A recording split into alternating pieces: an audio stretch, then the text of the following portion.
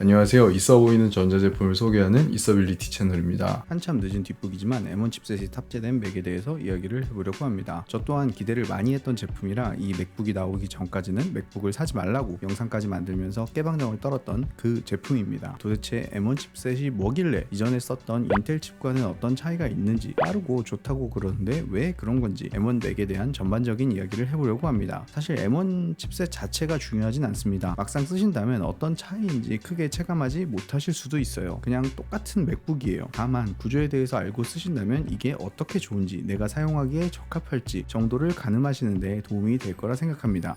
맥북 리뷰 영상은 아닙니다. 우선 이 내용은 쉽게 설명드리기 위한 비유가 포함되어 있으나 전문가분들이 보시기엔 비약이라고 느끼실 수도 있어요. 초보자들을 위한 개념 설명을 위한 것이니 일부 그렇게 느끼시더라도 양해해 주시기 바라며, 조금 더 수정 보완했으면 하는 게 있으면 댓글로 달아주시면 감사하겠습니다.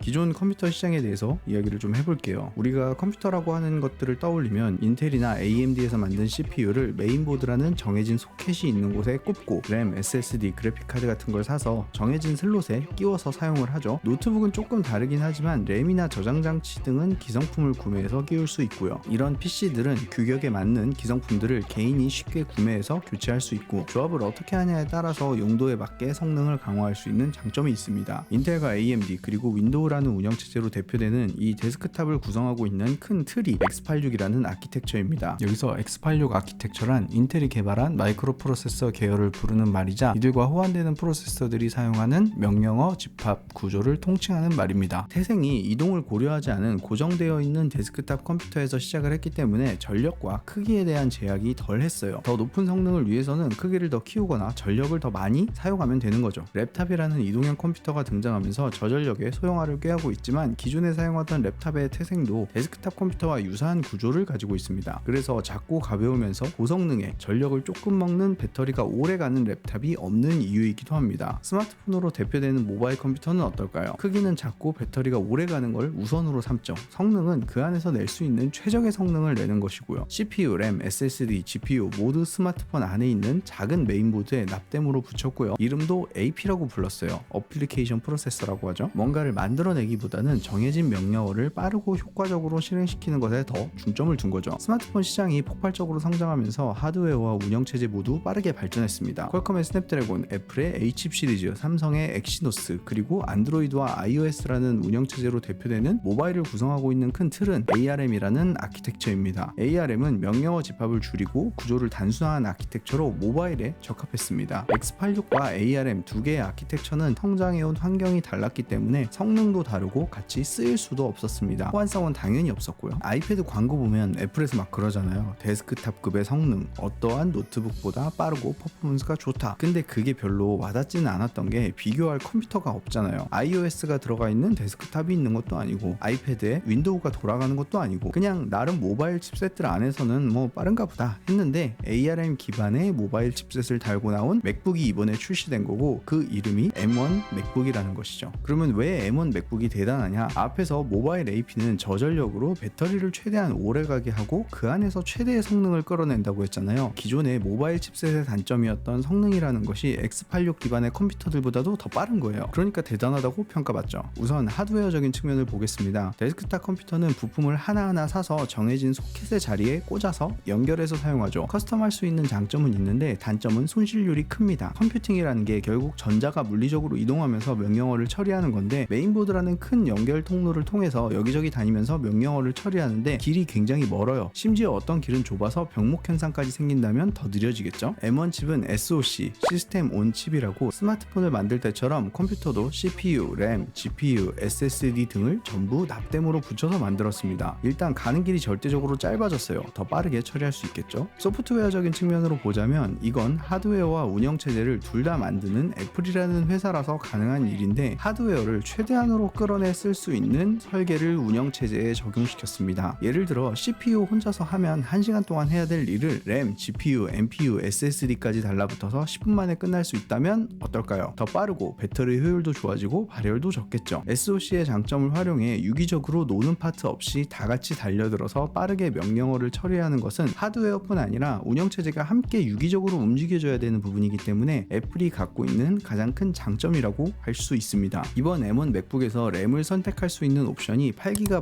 16GB 두 개밖에 없습니다. 수치상으로는 8GB지만 실질적으로는 램이 상당히 유동적으로 동작하기 때문에 체감할 때는 부족함 없이 느껴지는 것이죠. 물론 램은 더 많아지면 당연히 더 좋은 성능을 낼 수 있겠지만요. 장점은 어떤 것이 있느냐? 스마트폰 시장이 커가면서 발전한 iOS 앱 생태계를 이제 맥북에서도 경험할 수 있습니다. 컴퓨터 하고 있는데 치킨 시키려면 스마트폰을 들어서 배달의 민족을 들어가야 되잖아요. 근데 이게 은근히 귀찮단 말이에요. 컴퓨터에서도 배달의 민족 앱이 되면 얼마나 좋습니까? M1 맥북에서는 배달의 민족을 통해 치킨을 시킬 수 있는 거죠. 1차원적인 비유였나요?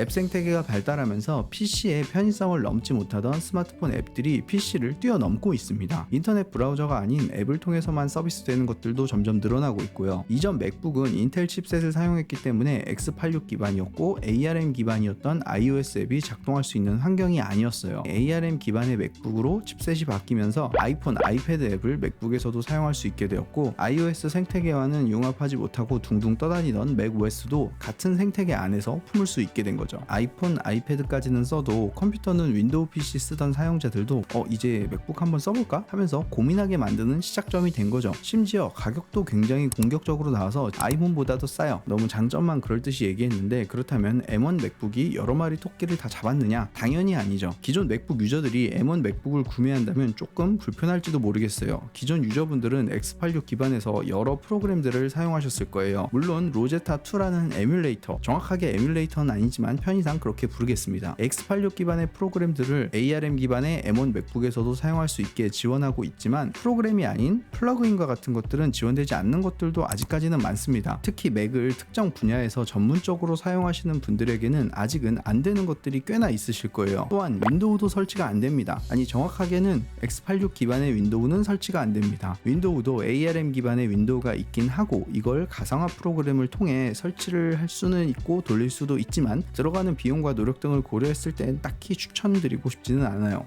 맥북이 좋네, 빠르네 해도 아직까지 우리나라의 90% 이상은 윈도우 기반의 컴퓨터들이 사용되고 있습니다. 컴퓨터를 한 대만 사야 되는데 윈도우 PC를 사야 되나요? 맥을 사야 되나요? 한다면 윈도우 PC를 더 추천하는 이유도 이러한 대중성 때문입니다. M1 맥북이 대중화되기 위해서는 아직은 더 많은 시간이 필요합니다. 그래서 이번 세대는 거르고 다음 세대를 사라고 하시는 분들도 있는 거고요. 업그레이드도 어렵습니다. 칩에 램이고 SSD고 다 박아놨으니 처음 살 때 잘 사야 돼요. 데스크탑처럼 나중에 램을 추가하거나 SSD를 큰 걸로 바꾸고 이런 게 안 됩니다. 제일 기본 사양은 그래도 비빌만한 가격인데 램 추가하고 SSD 추가하면 가격이 천정부지로 올라요. 지금은 엔트리 모델이라 그나마 가격이 괜찮아 보이는데 나중에 고성능 모델이 나온다면 가격을 얼마나 올려먹을지 가늠도 안 됩니다. 이번에 나온 M1 맥북은 정말 대단한 제품이긴 합니다. ARM 기반 제품들이 스마트폰에서 컴퓨터로 넘어오니까 X86 진영은 설 자리를 잃은 건가요? 아니요. 여전히 인텔 AMD의 X86 기반의 컴퓨터들은 건재하고 앞으로도 나름의 영역은 꾸준히 지켜갈 것이라고 생각합니다. 특히 산업용 컴퓨터, 서버 컴퓨터 등은 여전히 X86 기반이며 쉽게 바뀌기도 어려운 시장이거든요. 애플이 5나노 공정의 ARM 기반 칩셋을 탑재하는 동안 14나노 공정에 멈춰서서 애플에게 버림받고 한 수 아래로 평가받던 AMD조차 성능에서 밀려버린 인텔이 구닥다리 같지만 인텔은 AMD보다 10배의 매출을 내는 업계의 가장 큰 공룡입니다. 분명 위기는 맞지만 구겨진 자존심을 회복하기 위해서라도 더 공격적으로 움직이겠죠. 공정 개선이 이루어지는 22년, 23년에는 더 재미있는 모습들이 나올 것이라 생각됩니다. M1 맥북의 출현으로 더 경쟁이 심화되는 만큼 우리는 더 좋은 성능의 컴퓨터를 더 저렴하게 구매할 수 있는 선택지가 늘어났음을 자축하면 될 것 같습니다. 다음에는 M1 맥을 사용하면서 느낀 점들에 대해서 이야기를 해보도록 하겠습니다. 자, 오늘 영상은 여기서 마무리하도록 하겠고요. 다음 영상에서 뵐 수 있도록 하겠습니다. 감사합니다.